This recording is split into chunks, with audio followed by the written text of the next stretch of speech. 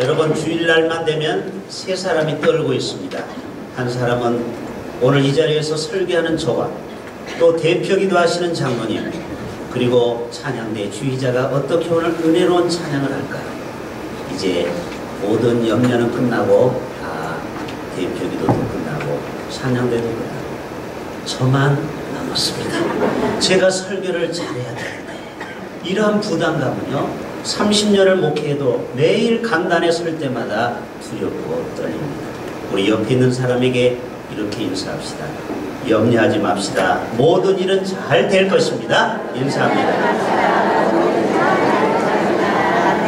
감사합니다. 여러분이 저에게 염려하지 말라고 해서 모든 설교는 잘 될 것입니다. 오늘 제가 하나님의 말씀을 잘 요리했습니다. 말씀의 밥상을 여러분 앞에 차려 놓는데 별로 반찬은 특별한 건 없지만 여러분, 밥을 지은 사람 성의를 생각해서 여러분 맛있게 드실 수 있기를 바랍니다. 아멘 하셔도 돼요. 음식이 너무 우리가 맛있으면은 거기에 몰입하게 되죠. 야, 어떻게 이렇게 음식이 맛있을까? 너무 우리가 그 말씀에 흠뻑 빠지게 되는 여러분, 이 시간이 될 수 있기를 바랍니다. 맛있으면은 그 맛에 흠뻑 빠지는 것처럼 오늘도 하나님의 말씀을 여러분에게 배설할 때 여러분 모두가 다 맛있게 드시고 영적으로 건강을 누릴 수 있기를 축복합니다. 종교개혁자 마틴 루터는 이런 얘기를 했습니다. 세상에서 행해지는 모든 것은 바로 소망에 의해서 움직여진다. 소망이 없으면요, 그렇게 힘들게 농사를 지을까요? 봄에 씨를 뿌리고 사과나무를 전제하고 가을에 수확을 바라보는 소망이 있기 때문에 허리가 끊어져도 그 수고는 아깝지 않은 것입니다. 남녀가 데이트할 때 시간과 물질을 얼마나 소비합니까? 그래요, 안 그래요? 여러분은 데이트를 안 해보셨습니까? 저도 데이트할 때 많은 시간과 많은 돈을 들였습니다. 무슨 소망? 저 여자하고 결혼해야지. 어떻게 하든지 결혼을 꼬링해야지. 성공해야지. 그 일념 하에 소망 가운데 지치지도 피곤치도 않은 것입니다.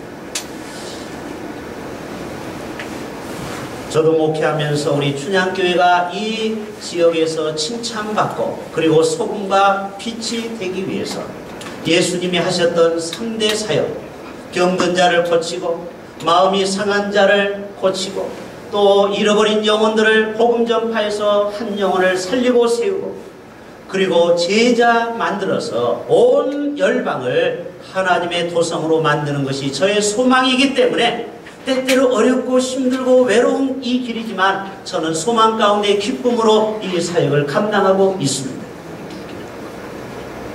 2차 대전 때 독일의 신학자 몰트만이 희망의 신학, 소망의 신학이라는 화두를 가지고 나왔습니다. 왜 그랬느냐? 전쟁을 치러보니까 남는 것은 뭐예요? 폐허뿐이에요. 파괴, 그리고 살상, 그리고 가족이 잃어버리고 슬픔에 빠져 있어요. 절망 가운데 있어요. 도탄에 있었어요. 그러니까 이 무너진 저들에게 소망이 필요하겠다. 성경을 읽어보니까 믿음, 소망, 사랑이 항상 있어야 된다. 아, 그렇구나. 소망, 희망이 인류에게 얼마나 중요한지를 소개한 학자가 바로 몰트만 학자입니다. 그 시대상을 필요해서 나온 신학이죠. 그러니 이렇게 말합니다. 희망을 가진 자는 자기가 포로 수용소에도 잡혀갔거든. 희망을 가진 자는 살아남는데 그거에 반해서 포기하는 자는 병들어 죽어간다라는 것을 자기는 두 눈으로 똑똑히 보았습니다. 어떤 사람이 끝까지 살아있느냐? 소망을 잃지 않는 자. 여러분, 소망을 잃지 않을 길을 바랍니다. 하나님의 약속이 있다라는 거예요. 하나님의 약속은 변함이 없다라는 거예요. 세상 끝날까지 너희와 항상 함께 하시겠다라는 하나님의 말씀과 소망이 있는 한 이 세상은 충분히 살아갈 소망이 있는 줄로 믿습니다.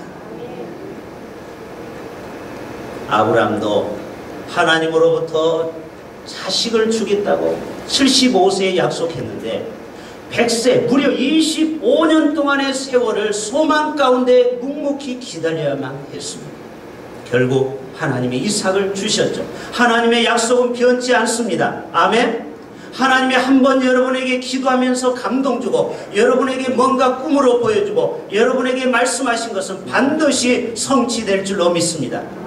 바로 요한이 그랬어요. 요셉이 그랬어요. 요셉은 형들로부터 왕따를 당하고 또 미움을 받고 시기 질투하다가 구덩이에 떨어지고 그리고 애굽의 은 20에 팔려가는 불쌍한 인생을 살았어요. 그것도 열심히 해서 거기에서 가정 총무를 했는데 보디발 장군의 아내의 유혹을 거절하자마자 결국 모함으로 감옥에 들어갔습니다. 여러분 어떤 소망이 있겠습니까? 그에게는 소망이 없었어요. 그러나 그가 소망을 잃지 않고 열 별단이 자기를 향해서 절을 하고 해와 달과 별들이 자기를 향해서 절하는 것을 보고 하나님이 나를 쓰시고야 말겠다. 꿈을 잃지 않고 소망을 잃지 않고 결국은 요셉이 어떻게 됐습니까?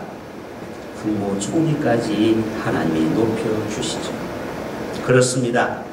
인간과 짐승의 차이점은요. 자, 여기를 보세요. 자, 눈을 지그치 감고 계시는 분 여기 보세요. 자, 인간과 동물의 차이점은 무엇이냐? 인간은 꿈을 가지고 있어요. 소망을 가지고 있어요. 미래가 있어요. 그러나 짐승은 내일 일을 모릅니다. 그냥 하루하루 살아갑니다. 하나님이 오늘도 우리에게 꿈과 소망을 주신 것은 바로 짐승과 다른 차이점을 우리에게 주신 겁니다. 이 소망을 너희는 잊어버리지 말라는 것입니다. 지금 이 시대에는요, 우리에게 가장 필요한 단어가 바로 소망, 희망, 호프입니다. 여러분, 우리나라가 OECD 국가 중에 OECD 국가는 약 34개국인데 그 중에서 우리나라가 29번째로 가입을 했습니다. 세계 200개가 넘는 나라 중에서 34나라가 전체 생산의 약 65%를 차지하고 있습니다. 그렇게 잘 사는 OECD 국가 중에 자살률은 1위입니다. 1위. 평균 11.2명이 10만 명당 자살하는데 우리나라는 10만 명당 25명이 자살하고 하루 평균 45명. 지금 우리가 드리는 이 예배 시간에도 1시간에 2명은 오늘 지금 자살하고 있습니다. 왜 그래요? 소망이 없기 때문에. 절망 가운데 한 가닥의 희망의 줄이 없기 때문에 스스로 목숨을 끊고 이 세상을 하직하는 것입니다. 그렇기 때문에 이 소망은 얼마나 우리에게 필요하고 절실한지 모르는 것입니다. 오늘 두 가지만 말씀드리고 싶습니다. 먼저는 예수님을 믿으면은 바로 우리에게 소망이 생긴다라는 사실입니다. 한번 같이 외쳐봅시다. 예수님을 잠 좀 깨세요. 지금 몇 분이 계속 잠을 주무시고 있어요. 예수님을 믿으면 소망이 생깁니다. 2000년 전에 예수님이 왜 더러운 마구간에 오셔야 됩니까? 바로 그것은 그 당시에 모두가 다 절망 가운데 로마의 압제 가운데 소망이 없는 저들에게 산 소망으로 인류의 구원의 횃불이 되고 또 자신이 십자가의 죽음으로 말미암아 모든 인류를 구원하고자 하는 소망이 있었다는 것입니다. 기독교는 바로 소망의 종교입니다. 그래서 오늘 13절에도 소망의 하나님이 모든 기쁨과 평강을 믿음 안에서 너희에게 충만하게 하사 성령의 능력으로 소망에 넘치게 하시기를 원하노라. 오늘도 우리 모든 사람들에게 소망이 넘치기를 원하시다. 시편 39편 7절에도 주여 내가 무엇을 바라리요 나의 소망은 주께 있나이다. 여러분, 세례요한에게 세례받으신 예수님은요, 광야에서 첫 번째 외침이 뭐라고 했습니까? 회개하라, 천국이 가까이 왔다 하고 천국을 제일 먼저 소망으로 그들에게 천국을 소개하고 있습니다. 이 땅이 아담과 하와 이후에 에덴 동산이 완전히 마귀의 점령을 당했는데 두 번째 아담 대신 예수님이 이 땅에 오셔서 그들에게 천국을 새롭게 소망 가운데 천국의 갈 길을 보여주셨다 이것입니다. 가난한 자에게 누가복음에 보면은 예수님은 가난한 자에게 복음을 전하고 포로된 자에게 자유를, 눈먼 자에게 다시 보게 하고 눌린 자를 자유케 하고 주의 은혜의 해를 전파하게 하려 함이니라. 예수님이 오신 목적은 바로 자유와 우리에게 기쁨과 그리고 참된 영생을 우리에게 가르쳐 주시기 위해서 이 땅에 오셨다. 그래서 여러분, 예수님이 어떻게 했죠? 소경된 자를 눈을 뜨게 했죠. 귀머거리를 귀가 들리게 했죠. 그리고 안진뱅이를 걷게 했죠. 그리고 문둥병자를 어떻게 했습니까? 깨끗이 치료해 주었죠. 죽은 나사로를 3일 만에 살려주셨죠. 그래서 그들에게 소망을 주님은 이 땅에 전파하셨습니다. 여러분, 우리나라에도 6, 70년대 여러분 어떻게 사셨어요? 모두가 다 힘들고 어려운 시절을 보내지 않았습니까? 저희 가정도 서울 오르동에서 가난하고 소외되고 병든 그 당시에 많은 사람과 같이 저희도 찢어지게 가난한 속에서 예수님을 1971년 저희 가정이 다 오려제일교회에 등록한 날이었습니다. 부활주일 때 우리가 모두가 다 예수님을 영접하고 그러면서 우리 가정에 소망의 빛이 들어오게 됐습니다.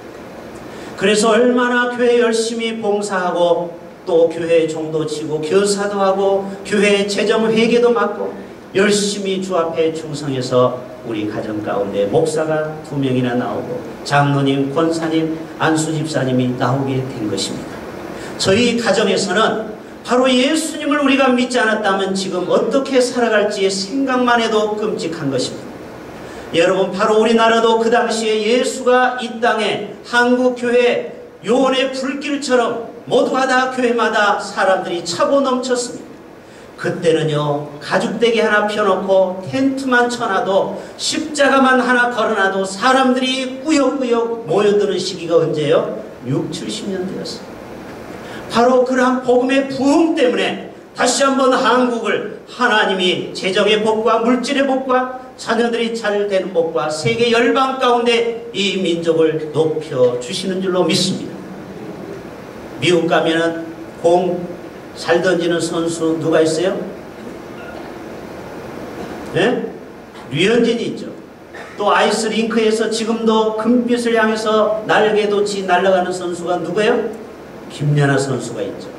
여러분, 옛날에 6, 70년대에 누가 그런 스포츠 스타가 있었습니까? 나라가 잘 사니까 돈을 투자하게 되면서 많은 사람들이 스포츠를 통해서 후기 선양을 하고 있습니다. 여러분, 대한민국을 지금 모르는 사람은 딱 한 사람. 누구예요? 간첩. 간첩 빼놓고는요, 코리아 모르는 사람이 없어요. 그만큼 하나님이 한국에 예수 그리스도의 씨앗이 떨어져서 소망의 나라가 되었습니다. 지금부터 95년 전에 남아공화국 부족의 아들로 태어나 흑인들에게 자유와 소망을 심어주면서 약 350년간의 흑인과 백인의 갈등을 종식시키고 용서와 화해를 시킨 누구예요? 넬슨 만델라가 지난주 목요일날 타계하셨죠. 바로 그분은 수십 년 동안 감옥에 갇혔지만 그가 소망을 가지고 있었어요. 내가 언젠가는 자유의 몸이 되면은 흑인과 백인이 하나 되는 세상을 꿈꿨습니다. 그는 대통령이 됐습니다. 흑인 최초의 대통령이 되었습니다. 그는 절대로 백인들을 보복하지 않았습니다. 저들을 다 용서했습니다. 저들과 하나가 되었습니다. 그래서 모두가 다 백인과 흑인이 그를 추앙하고 지금도 그의 죽음을 슬퍼하고 있는 것입니다. 바로 넬슨 만델라와 같은 사람은 바로 소망을 실천한 이 땅의 평화의 사도가 되지 않았습니까? 두 번째, 소망을 주시는 예수님. 그 예수님을 오늘 이 자리에 예배에 참석한 여러분이 다 소유하고 돌아갈 수 있기를 바랍니다. 예수님은 우리에게 소망을 주시기를 원하는데 그 예수님하고 나하고 상관이 없다. 이러면은 나하고는 아무런 영적인 유익이 없죠. 아무리 절망 가운데 죽음 가운데서도 예수님을 만나면은 소망이 생깁니다. 지난주에 안타깝게도 우리 성도님 중에 두 분이 하나님의 부르심을 받았죠. 우리 이태희 원장님은 물론 89세이기 때문에 노안으로 편안히 주님 나라에 가셨지만 이창호 성도라는 분은 요양하러 오셨는데 불과 1년도 못 되어서 결국은 그 암에 때문에 결국은 40대 중반밖에 안 된 젊은 사람이 하나님의 부르심을 받았습니다. 그 홀로 된 그 아내를 위해서 여러분 기도해 주시길 바랍니다. 여러분, 우리가 나이가 많다고 하나님 앞에 빨리 가는 것도 아니고 나이가 젊다고 해서 앞으로 인생이 한참 있다가 하나님 앞에 가는 것이 아니라는 것을 기억할 수 있기를 바랍니다. 꽃과 이상용이 유명한 말을 했죠. 사람들은 태어날 때 주민등록증 순서대로 태어나지만 죽을 때는 순서가 없습니다. 우리 젊은이들도 하나님이 부르시면 먼저 갈 수도 있어요. 그렇기 때문에 우리는 날마다 종말론의 신앙을 가져야 될 줄로 믿습니다. 소망을 가져야 돼요. 그래서 우리가 어떤 절망과 암 가운데서 어떤 죽음 가운데서도 우리는 소망이 있으면 자신이 그 죽음 앞에서 당당히 하나님 앞에 갈 수가 있는 줄로 믿습니다. 이 소망은 나이를 먹고 늙어서만이 가져서는 되는 것이 아니고 모든 하나님의 백성들은 천국에 대한 소망이 있어야 되겠고 그리고 주님의 주시는 소망을 부여잡아야 될 줄로 믿습니다. 오늘도 소망의 줄을 놓치지 않기를 바랍니다. 혹시 여러분 이 자리에서 죽음을 생각한 분이 있습니까? 자살을 꿈꾸는 분이 있습니까? 여러분 죽음을 멈추십시오. 자살을 멈추십시오. 주님은 우리에게 소망의 주로 오셨습니다. 하나님 앞에 갈 때까지 여러분 절대 여러분 스스로 여러분의 목숨을 끊어서는 안 됩니다. 자살은 두 가지 죄입니다. 첫째, 자살은 자기를 살해하는 살인죄. 왜요? 자기가 자기 목숨을 끊었으니까 이것도 살인죄입니다. 두 번째, 하나님이 오라고 하기 전에 왔기 때문에 불순종의 죄. 이 두 가지 죄를 범하기 때문에 자살한 사람은 천국 가기가 어렵다는 것입니다. 여러분 제발 부탁하는데 여러분 가운데 죽음을 생각하는 사람은 소망을 이 시간 붙잡을 수 있기를 바랍니다. 중세시대에 이런 재밌는 얘기가 있습니다. 하루는 사탄이 부하들에게 인간을 공격하는 무기를 이제 세미나를 하는 겁니다. 자, 마귀 귀신들이여, 사탄들이여, 이렇게 하면은 성도를 무너뜨렸다 하고서 사례를 발표하는 것입니다. 나는 황금을 줬더니 사람들이 예수를 버리더라. 나는 돈을 줬더니, 나는 술을 줬더니, 나는 마약을 줬더니 인간들이 퍽퍽 쓰러지더라. 나는 명예를 줬더니 쓰러지더라. 나는 이성, 미남과 미인들을 줬더니 거기 앞에 모든 사람들이 퍽퍽 쓰러지더라. 그런데 어떤 마귀가 또 나와서 사례 발표합니다.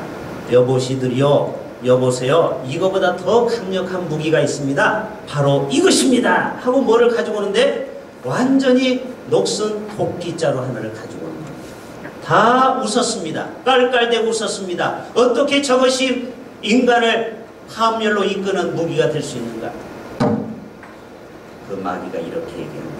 인간의 희망의 소망의 줄을 이 토끼로 끊어버리고 저들은 100% 이 땅에서 좌절합니다. 그리고 하나님을 멀리합니다. 결국은 내 밥이 됩니다. 모두가 다 만장일치로 박수를 치고 환호했습니다. 여러분이 마귀의 소리에 여러분 놀아나지 않기를 바랍니다. 마귀는 우리에게 어떠한 소망이라도 그 줄을 끊어버리려고 한다는 것입니다. 이 시간 소망의 줄을 붙들 수 있기를 바랍니다. 자, 여기 보세요. 하늘로 우리 같이 올라갑시다. 비행기를 탔습니다. 비행기가 갑자기 사고가 났습니다. 여러분, 무엇을 가지고 비행기에서 떨어지면 살 수 있죠? 낙하산. 낙하산의 줄을 꽉 붙잡고 방향을 잘 잡으면 안전한 것에 착지합니다. 그런데 어떤 사람이 낙하산 줄을 필 줄을 모르고 만지다가 결국 곤두박질 치면 어떻게 됩니까? 죽게 되죠. 오늘도 소망의 낙하산 줄을 여러분 꼭 펼 수 있기를 바랍니다.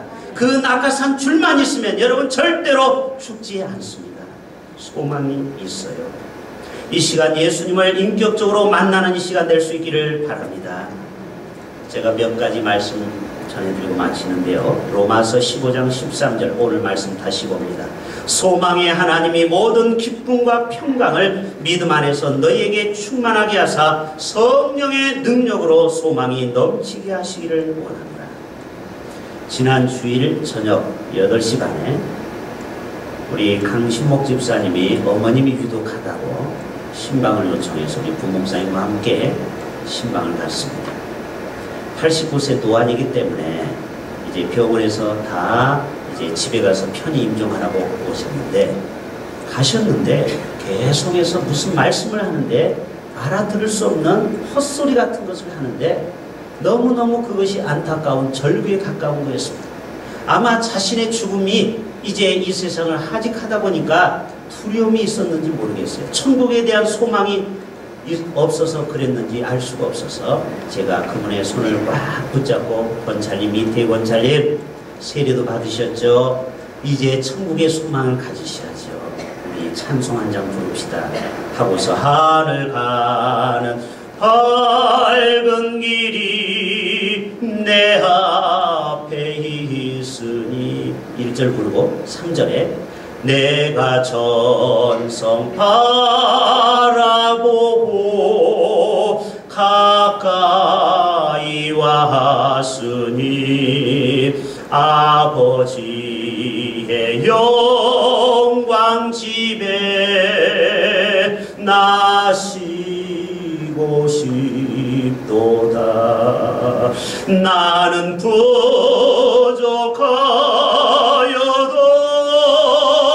영접하실 터이니 영광 나라 계신 임금 우리 구주의 예수라.